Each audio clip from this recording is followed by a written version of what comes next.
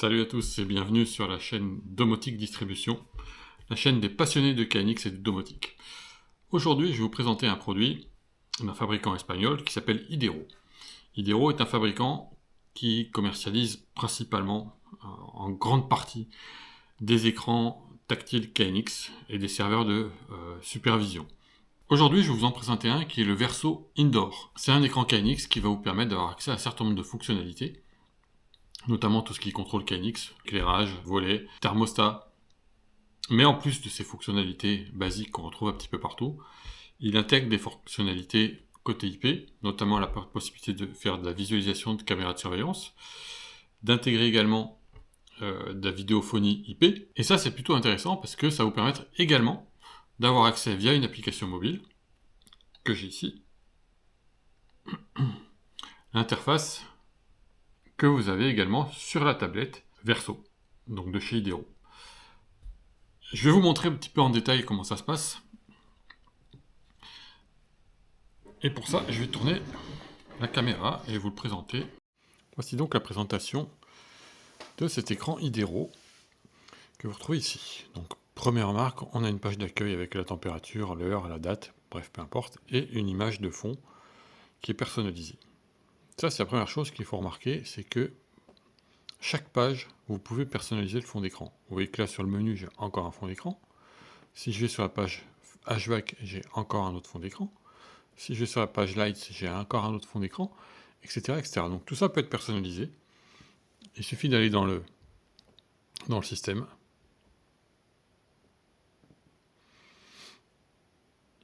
d'utiliser l'USB, et après de copier les images. Alors ça nécessite que, on ne va pas forcément le voir bien à l'écran ici, parce qu'il y a un peu trop de contraste, mais en tout cas, ça nécessite d'utiliser le port micro USB qui se trouve à l'arrière et que je vais vous montrer tout à l'heure, d'insérer une clé USB avec les images nommées correctement par rapport aux différentes pages que vous allez avoir. Une fois que c'est fait, et au bon format bien évidemment, parce qu'il y a une résolution à respecter, une fois que c'est fait, vous introduisez la clé USB dans l'écran, et il va uploader les images automatiquement, en fonction des noms que vous aurez donnés. Donc je reviens en arrière, et je vous représente le reste. Dans les fonctionnalités HVAC, on-off, réglage de la consigne, rien de particulier, les différents modes, la température de la pièce, là qui ne remonte pas parce qu'il n'y a pas de sonde de température de connecté, et le fait de voir si on a une fenêtre ouverte ou pas. Si je vais sur la page 2, lumière, on a le dimmer rotatif. Moi j'aime bien. On aime ou on n'aime pas. La possibilité de faire un dimmer avec un curseur comme habituellement, selon ce qu'on préfère. All-off, le RGB, avec soit des barres graphes que vous réglez comme ça. Ça c'est la première version. Pourquoi il ne veut pas le prendre? Ah si, il a pris, sauf que j'ai pas validé là, ouais. Soit avec une roue chromatique, avec des couleurs présélectionnées. Peut-être que je clique où il faut. À chaque fois j'oublie de valider. Voilà, donc pour le RGB, vous avez la possibilité de faire différentes choses. Pour les shutters, monter et descendre, volet roulant comme d'habitude. Les curtains, donc les rideaux. Sunblind, un close all via une scène. Appui long, pareil. Je monte ou je descends mon volet en fonction de ce que je veux faire. Là, pareil. Ouais, rien de très compliqué. Les scènes. Enter, exit, day, night, présence, water, etc. Enfin bref, vous mettez les scènes que vous voulez. Il y a pas mal d'icônes qui sont disponibles. Le multimédia, descente du projecteur, audio, play, pause, etc. Volume, exactement la même chose que pour le dimmer. Vous avez des alarmes avec la possibilité de c'est de la simulation. Ok, donc là on peut simuler une alarme.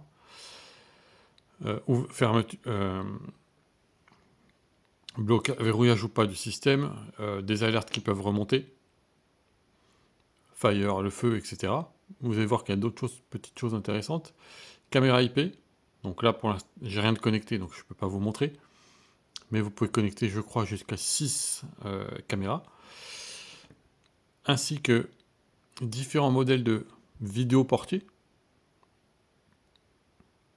Là, il y a le mur IP, mais il y en a d'autres, style Doorbird, etc., sur lesquels vous pouvez, avec lesquels vous pouvez interagir en SIP. Les alarmes partielles ou pas, armées, désarmées, verrouillées, déverrouillées, etc. Donc tout ça, c'est sur la partie sécurité. Fan coil pour le ventilo-convecteur, avec niveau 1, 2, 3 de ventilation. Porte de garage. Et puis vous voyez que là aussi, c'est personnalisé au niveau de la page. La piscine.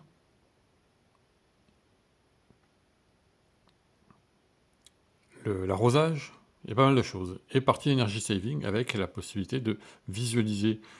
Alors, la vitesse du vent dans Energy Saving, on voit pas trop ce que ça fait, mais bon, pourquoi pas. Les kilowattheures pour la partie consommation électrique. Le CO2 pour la qualité d'air intérieur. Ça, c'est une page qui n'a l'air de rien. Je ne sais pas si on peut voir l'historique. Bon, bref. Le fait de pouvoir afficher des valeurs, juste afficher des valeurs, c'est pas tous les écrans KNX qui le permettent. Loin de là. J'en ai testé plusieurs sur lesquels je voulais avoir juste des informations de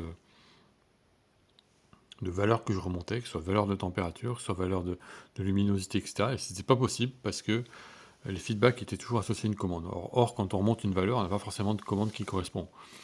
Là, ils nous permettent d'afficher ces valeurs. Et pour moi, c'est un petit plus qui peut faire la différence. Ensuite, si je reviens dans le menu, j'ai ici les settings, nettoyage de l'écran. Je ne le fais pas parce qu'en fait, il va bloquer l'écran pendant 30 secondes pour que vous puissiez le nettoyer, sans que ça interagisse avec le système. Mais bon, c'est le mode nettoyage d'écran, tout simplement. Dateur, rien de particulier, on connaît. Langue, français. Luminosité de l'écran, vous pouvez le régler là. Bon, moi, j'aime bien quand c'est lumineux. Thème sombre ou clair. Les bips. Au toucher, etc.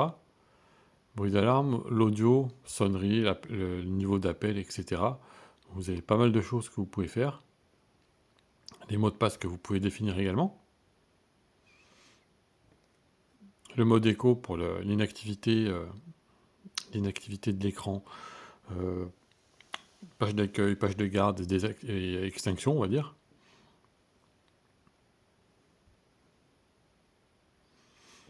Et dans le système, vous avez le calibrage de la sonde de température, ça c'est important. Le réseau. L'accès à distance. Pour avoir l'application qui va bien derrière. Des infos diverses et variées que vous pourriez avoir, le firmware, etc., etc. La fameuse page qui vous permet de copier des photos pour mettre en fond d'écran, restaurer le système et redémarrer. Voilà, tout ça, ça fait partie des petites choses que vous pouvez avoir. Donc c'est un écran qui, comme vous le voyez, permet pas mal de choses. Vous avez également une page de favoris sur lesquelles vous pouvez mettre vos favoris, en fait, qui vont permettre d'y avoir accès plus rapidement qu'en naviguant dans le menu. Et vous avez également, dans cet écran, alors là on ne le voit pas, mais la gestion de ce qui s'appelle les gestures, qui en fait sont le balayage du haut vers le bas, etc., vers la droite, vers la gauche. Tout ça, c'est pris en charge, et ça vous permet d'envoyer notamment des objets sur un bit, etc. Quand je fais ça, je peux très bien dire, bah, c'est ça, j'envoie un objet sur un bit pour faire une chose quelconque que vous choisirez. Donc voilà pour la présentation de l'écran lui-même, et je vais vous passer maintenant sur l'arrière pour vous montrer à quoi ça ressemble et quelles sont les connexions qui sont disponibles. Alors, première chose, c'est que l'écran, il est aimanté. Donc je le sors comme ça. C'est ultra simple. Vous voyez que derrière, il y a une plaque métallique qui est vissée. Vous pouvez le présenter soit en format horizontal, soit en format vertical, dans les deux sens. Si je prends l'arrière de l'écran, ici, vous voyez qu'ici on a les petits aimants qui vont permettre de le plaquer bien contre le mur. Qu'est-ce qu'on a sur cette partie arrière? On a notre bus KNX qui arrive ici, alimentation auxiliaire, comme souvent sur les écrans tactiles KNX, bouton de programmation et l'aide de programmation. Alors, petite remarque au passage, les programmes d'application sont rapides à charger, hein, ça prend quelques secondes, c'est vraiment pas long du tout. Vous avez également un connecteur avec des entrées ici au nombre de 4, sur lequel vous pouvez raccorder des entrées binaires, des sondes de température, etc. Contact de fenêtre. Et vous avez ici Ethernet. Alors je vais vous représenter si j'arrive à le retrouver, il est là derrière, voilà. Je le passe par là. Et vous voyez qu'ici on a un petit connecteur sur lequel vient se connecter un noyau, je dirais, c'est pas vraiment un noyau, mais c'est ce qui va permettre de faire la liaison Ethernet, que je viens brancher là-dessus.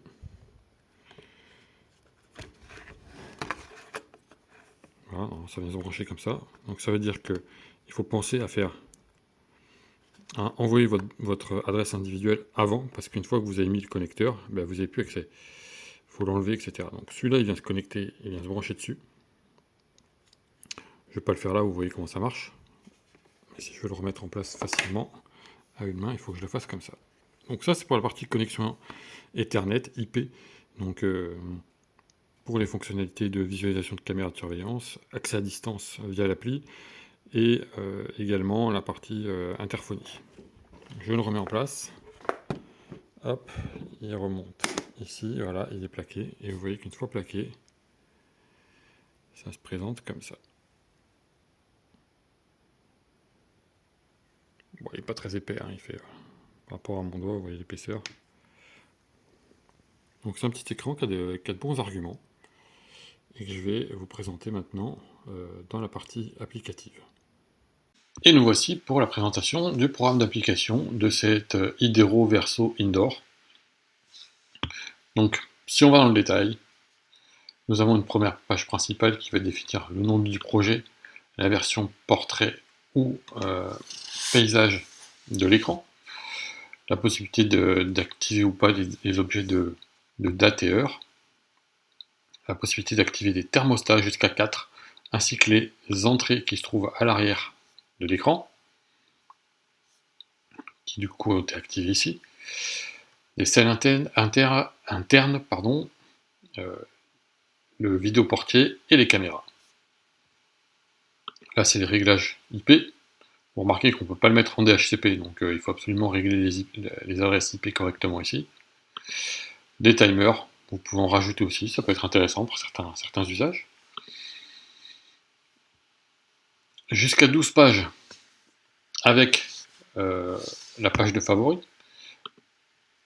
Le réglage de la langue, que vous pouvez faire après sur l'écran. Donc, je sais pas, c'est intéressant de le mettre là. Le thème par défaut en sombre ou en clair. L'activation, la possibilité d'afficher l'heure, la température, etc., etc.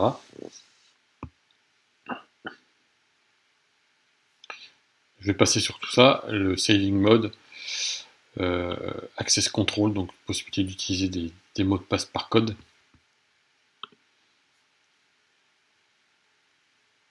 Les menus, avec la possibilité d'ajouter un user ou un master password pour les différentes pages, que ce soit menu, timer ou alarme. Pareil, restriction d'accès pour les pages de settings, pour les pages de favoris, et les fameux touch gesture, je sais pas comment on dit, dont je vous ai parlé précédemment dans la vidéo. Donc, activer une scène ou envoyer une valeur binaire, 0 ou 1. Vous voyez que ça reste simple, mais ça peut être pratique pour faire des actions rapides.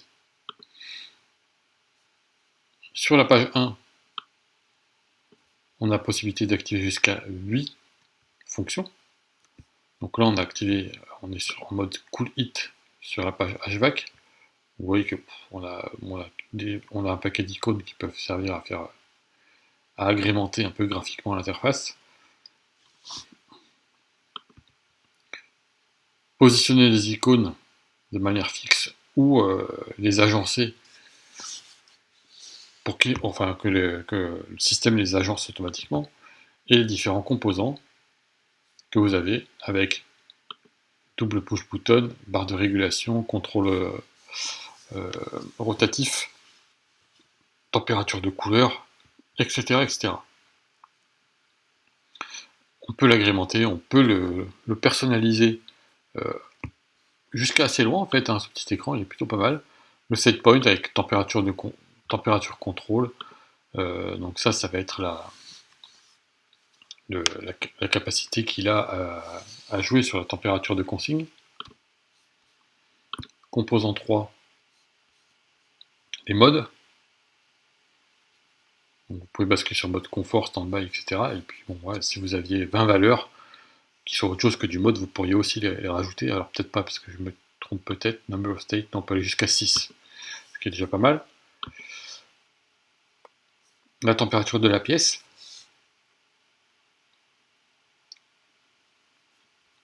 Avec le nombre de décimales à définir, 0, 1, 2, bon.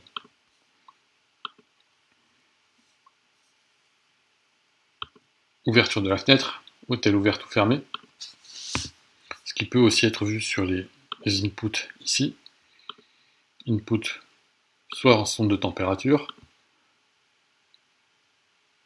soit en pouce-bouton, en bouton poussoir, pardon, soit en switch. Donc après, à vous de déterminer ce que vous allez en faire.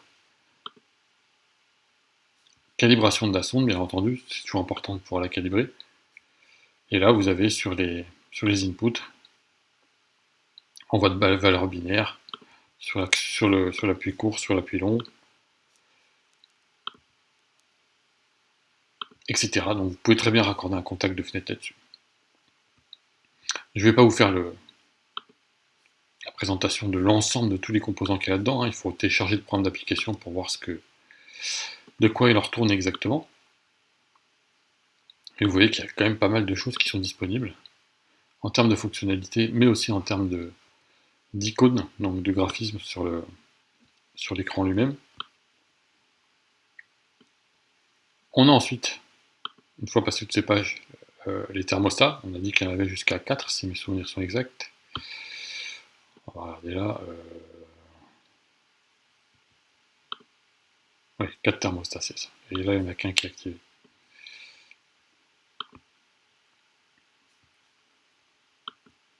Et les fonctions d'un thermostat, tout ce qui est le plus traditionnel. Hein. Quelle est la source de température? Est-ce que la consigne est donnée de manière relative ou absolue? Les différents modes, est-ce qu'on les passe sur du 1 bit ou pas? Est-ce que j'utilise l'objet de contact de fenêtre? Quel type de régulation? Est-ce que c'est du 2 points ou est-ce que c'est du pays? Bon, bref. Les scènes.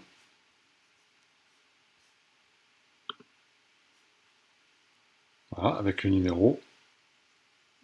Est-ce qu'on sauvegarde ou pas les scènes? Voilà, vous avez tout ça qui est dispo ici. Vous pouvez les nommer également.